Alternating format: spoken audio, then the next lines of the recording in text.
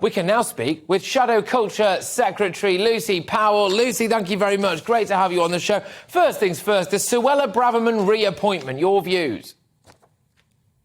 Well, I think it shows a real lack of judgment by the Prime Minister, because she clearly did break the ministerial code, which is not the main issue here, but she broke security code and practice as well. And I think for your Home Secretary to be essentially someone who can't be trusted with confidential and secure information and documents is a pretty poor showing. Well, and I suspect, as Yvette Cooper was asking in the House of Commons later today as well, that she won't now get the top security clearance because the security services just won't allow it. And what kind of state of affairs is that when the Home Secretary doesn't have the top security clearance, which I think is what we're going to see? Well, indeed. I mean, some would say as well, though, and just gently remind some people on the Labour benches, that Jeremy Corbyn had an aide working in Parliament despite being refused security clearance. And according to a former MI6 chief, Jeremy Corbyn himself was a danger to national security.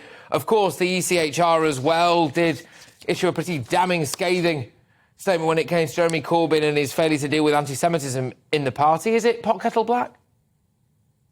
Well, look, the Labour Party has changed considerably since the time that Jeremy Corbyn was leader. Under Keir Starmer's leadership, we've made many changes. He did support him, though, didn't he? In the way in which we deal things. And actually, Jeremy Corbyn currently doesn't hold the Labour whip. He doesn't now. He doesn't now, but he did, didn't he? And you were both supporters of Jeremy Corbyn whilst all of this was going on, though, weren't you? Well, we were both Labour MPs at the time that all this was going on, absolutely. But as I say, Keir Starmer has taken very clear steps. He's taken very difficult decisions in relation to Jeremy Corbyn, in relation to anti-Semitism, decisions that he has faced a lot of criticism from the Labour Party and Labour Party members for taking. But he is a man of his word, and he is a man of integrity, and he is a man who takes tough decisions even when those decisions are difficult. And I do think that stands in stark contrast to what we've seen Rishi Sunak do here when it comes to Suella Braverman and reappointing her as Home Secretary, because it does leave us all with these questions. Was why did he feel he needed to appoint her? Because do you know what? I talked to a lot of Conservative MPs this week as well in and around Parliament, many of whom might be on her sort of more wing of the party, if you like, who were not happy with her being reappointed because they knew it would expose them to these kind of questions.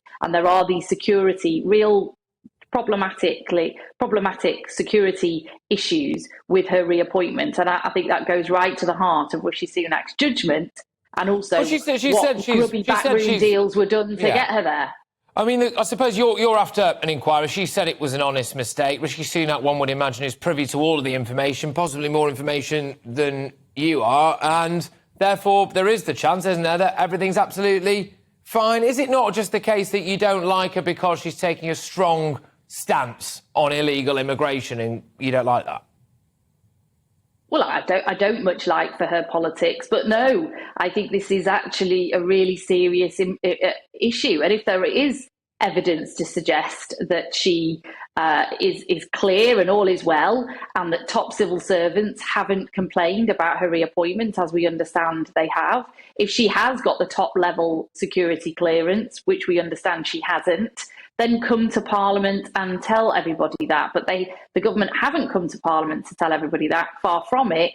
They've not answered those questions, both in PMQs today, but also after Prime Minister's questions. There was questions being put by Yvette Cooper to the Home Secretary, wouldn't come and take them. And, these are serious matters of national security. And I think we need to know, does our Home Secretary have the top level security clearance or not? Fair enough. And that is something that people will want answered. But people do find it quite tricky, myself included, that you could have stood behind a former Labour leader, whether you put party or him first, it doesn't matter, because you would have supported him to have won that general election when there were actually serious reservations about whether or not Jeremy Corbyn would have got top-level security clearance, and he would have been leading the country. Well, look, anyone who knows anything about me or Keir Starmer, I resigned from Jeremy Corbyn's shadow cabinet because I didn't think he could lead the Labour Party and lead the country in the direction that I wanted him to.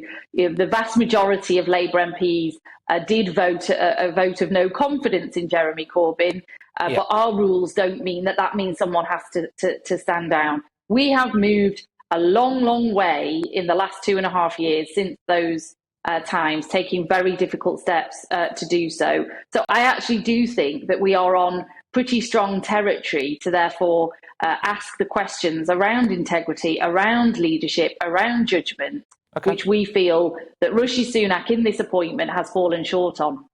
Lucy, thank you very, very much. Great to have you on the show, I must say. Lucy Powell, there, Shadow Culture Secretary. What do you make of that, ladies and gentlemen? As